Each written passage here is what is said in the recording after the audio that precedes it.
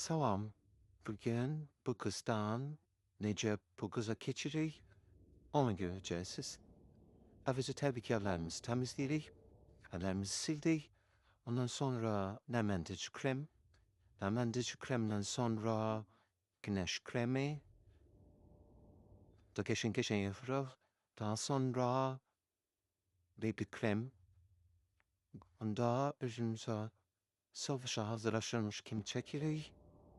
Yaparız ve geçen her şeyde elimizle yaparız. Yani daha sonra olmazsa olmaz enlik bunu da tabii ki elimizden. Ondan sonra başlıyoruz küpelerimize geçen düşürmeye. Geçen bir fark oldu mu ben bir fark görmürəm.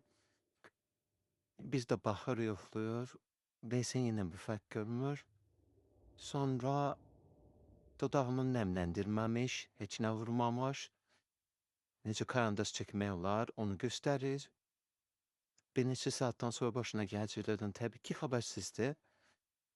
Aha çok güzel, çok güzel. Bir de daha kalın bir şekilde çek. Kaşlarını da elbette ki eliyle düzeldir. Çünkü kaşlar yanında getirmeyip. Sonra bir son defa bir de yapıyor, çekilir. Kaşları o eliyle düzelsen de onsuz düzelen değil. Saçlarını düzeldir. Bakırız. Biz de çekilir. Çek, yakından çek. Burnun içine, gözün içinde çek. Neyse. Belli. Bir saat geçmemiş. Dudağına nemlendirici vurmamış. Karandaş çekmeyi. Sonra